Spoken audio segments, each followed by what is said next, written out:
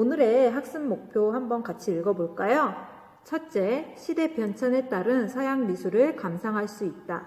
둘째, 서양 미술의 시대적 특징과 다양성을 발표할 수 있다입니다. 오늘 학습할 내용은 르네상스, 14세기에서 16세기경의 르네상스에 대해서 공부하도록 하겠습니다. 르네상스는 이탈리아 르네상스와 북유럽 르네상스로 나누어져 있습니다.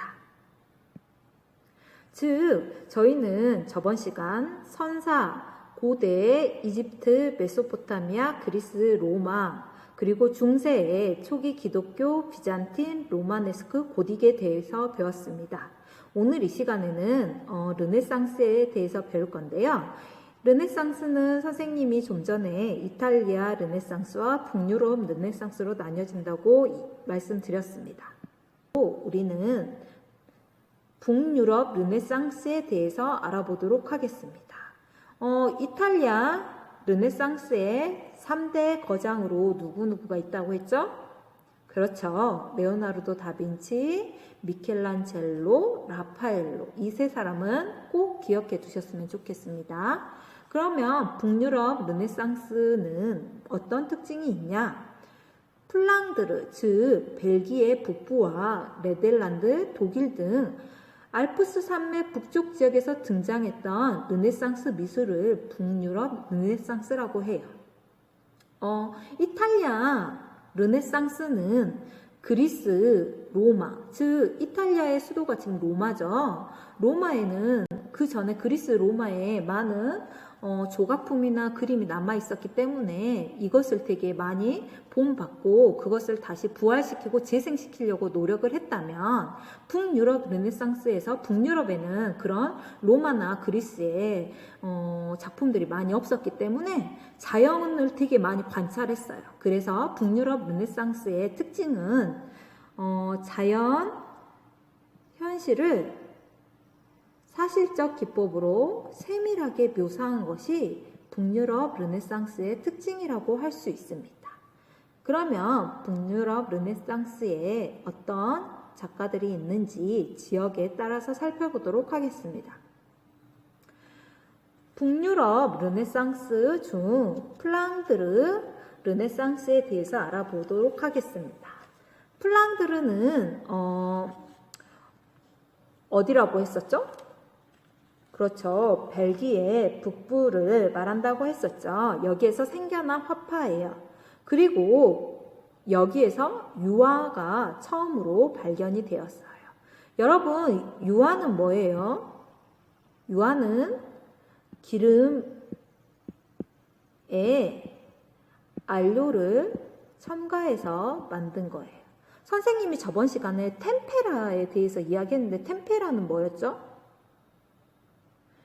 그렇죠. 벌꿀에 안료를 녹여가지고는 그리는 거죠. 그럼 이전까지는 어때요? 그런 것처럼 뭔가 순식간에 그려야 했어. 벌꿀이나 이런 게 녹았어. 따뜻한 물에 의해서 녹았다면 금방 또 굳어버리죠. 하지만 유화가 발명되면서 기름에 안료를 섞었기 때문에 오랜 시간 굳지 않고 수정이 가능했어요. 그래서 유화 기법은 북유럽 르네상스에서 되게 중요한 기법 중에 하나입니다. 그리고 또한 플랑드르의 특징은 섬세한 관찰에 따라서 치밀하고 사실적인 표현이 발달을 한 게 특징이에요. 대표적인 화가로 판 에이크와 브리겔이 있어요. 오른쪽에 아르놀피니의 부부 초상화는 판 에이크가 그린 작품입니다.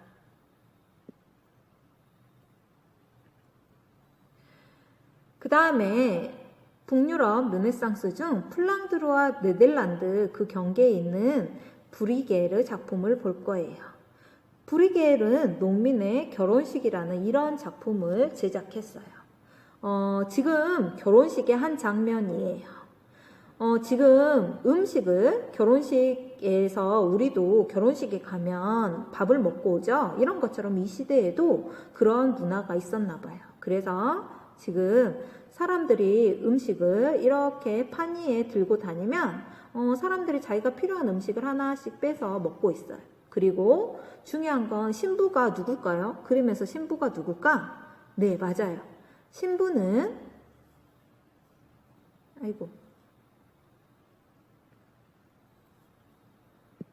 신부는 여기 이 뭔가 폭죽 같은 거 아래에 있는 이 사람이 신부예요. 이 신부를 축으로 해서 사람들이 다 둘러 앉아서 지금 맛있는 걸 먹고 있죠. 이런 풍속화를 그리면서 이 시대의 시대상을 알 수 있는 좋은 자료가 되었습니다. 그러면 다음으로 우리는 독일, 북유럽 르네상스 중 독일에 대해서 알아보도록 할게요. 독일 르네상스는 종교 개혁으로 인한 사회 계몽적 목판화와 동판화가 발달했어요. 그리고 자연에 대한 세밀한 관찰을 근거로 해서 사실적 묘사가 유행을 했어요. 그 대표적인 작가가 홀바인이라는 작가예요. 그러면 홀바인의 작가는 대사들이라는 작품을 그림으로 그렸어요. 대사들의 작품의 옷이 어때요? 되게 사실적으로 그려져 있죠. 이런 것처럼 관찰을 통해서 작품을 되게 사실적으로 완벽하게 그렸어요. 그리고 두 대사들 사이에는 주위에는 지구본도 있고 그 다음에 컴퍼스도 있고 해시계도 있고 노트도 있고 그 다음에 또 뭐가 있어요?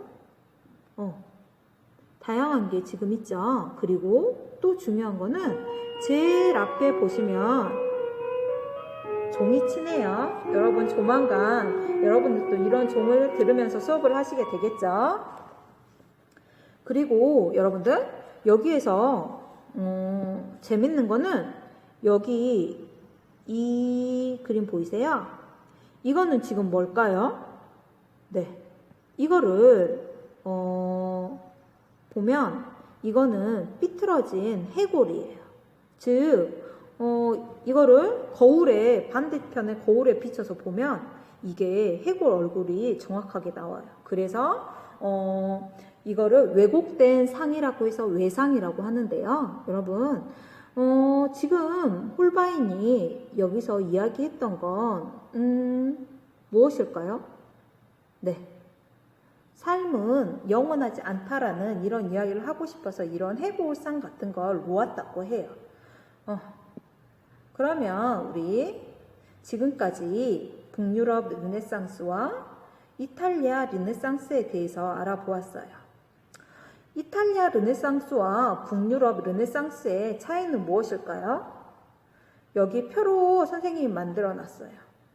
이탈리아 르네상스는 인간 중심으로 도래하면서 인간의 이상적인 아름다움에 되게 강조했어요. 하지만 북유럽 르네상스는 그리스와 로마의 영향을 덜 받았기 때문에 뭔가 관찰하는 정교한 사실주의가 중요하게 생각되었어요. 또 다른 걸로는 이탈리아 르네상스는 단순한 형태의 일정한 비례를 가지고 있다면 북유럽 르네상스는 실제와 똑같은 모습 그리고 형태, 정직한 묘사법에 치중하고 있는 것이 이탈리아 르네상스와 다른 특징이라고 할 수 있어요. 그리고 이탈리아 르네상스에는 프레스코, 템페라, 유화가 발달했다면 북유럽 르네상스에서는 나무 판 위에 그냥 물과 기름 유화가 그런 유화로 그림을 그리는 게 많은 작품이 나와 있어요. 그리고 이탈리아 르네상스는 몸의 해부학적 구조를 되게 중시했어요. 그래서 근육이 이런 모양이라면 아마 외부적인 옷주름 모양도 근육 모양을 따라서 그릴 거야. 이런 식으로 해부학적 구조를 되게 중시했다면 북유럽 르네상스는 실제 보이는 외관을 되게 치중을 해서 아까 홀바인의 작품처럼 옷도 되게 화려하게 하고 막 이런 거를 되게 좋아했다고 해요. 그리고 이탈리아 르네상스는 이제 마지막으로 이론을 중시했어요. 뭐 삼각형 구도라든지 해부학이라든지 뭐 원근법에 되게 추중했다면 북유럽 르네상스는 눈에 보이는 것을 관찰하는 것을 되게 중시했다고 합니다. 이게 이탈리아 르네상스와 북유럽 르네상스의 차이라고 볼 수 있습니다. 매너리즘에 대해서 알아보도록 하겠습니다. 르네상스는 초기와 중기를 지나서 예술의 완벽함과 조화를 달성해 버렸어요. 이제 더 이상 발전할 게 없어. 그래서 이후 미술가들이 할 일은 뭐냐면 르네상스 전성기의 조화 균형을 대신해서 이제는 부조화나 감성 그리고 상상력을 발휘하기 시작했어요. 그러면서 독창적인 작품을 만들려는 욕망에 자연의 어떤 관심에 기초한 사실적인 양식을 저버리고 하지 않고 레오나르도 다빈치, 미켈란젤로, 라파엘로의 이상적인 아름다움을 과장해서 표현을 한다든지 균형적인 안정감 대신에 불안정한 것을 드러내면서 표현하기 시작한 이것이 이제부터 매너리즘이라고 할 수 있어요. 매너리즘은 양식이란 말에서 유래한 거예요. 그래서 매너리즘의 특징은 기이하게 과장된 인물상을 그린다든지 불안정한 사성 구도의 특징을 보인다든지 혹은 르네상스의 조화와 균형을 거부하고 불균형과 산만함을 추구해요. 그리고 조화롭지 않은 것 혹은 감성과 관련된 것 그리고 상상력을 활용해서 작품을 만드는 게 매너리즘의 특징이라고 할 수 있어요. 그래서 매너리즘을 르네상스의 기교적 형식만을 모방하였다는 부정적인 의무로 명명되었으나 이외에는 개성적인 양식으로 재평가받기도 합니다. 매너리즘은 작품의 예시 작품입니다. 매너리즘의 특징이 기이하게 과장된 인물상 그리고 불안정한 사성 구도의 특징 그리고 불균형과 산만함, 부조화와 감성, 상상력을 활용했다고 했죠. 크라나흐의 멜랑콜리라는 작품이 보이시죠? 이거는 멜랑콜리라는 말이 우울함과 비애감이란 뜻이에요. 근데 우울함과 비애감이 있는 것을 나타낼 뿐만 아니라 화면 구성에서 어때요? 연결성이 좀 떨어지고 그 다음에 산만하고 부조화스럽죠. 즉 요정이 아이들을 돌봐야 되는데 아이들을 돌보지 않고 축 처져 있는 모습으로 우울함과 비애감을 표현하고 있어요. 그러면 파르미 자니노의 볼록 거울 자화상이 보이시죠? 볼록한 면에 얼굴하고 손은 강조되어 있지만 어때요? 다른 부분은 일그러져 있죠. 그리고 약간은 축약되어 있고 이런 식으로 해서 표현되어 있어요. 그리고 엘 그루코의 성삼위일체를 보시면 작품에는 창백한 인물 표현 그리고 전성기 르네상스의 이상적인 미는 없어지고 비틀어진 인체를 표현했습니다. 여기까지 수업을 마치겠습니다.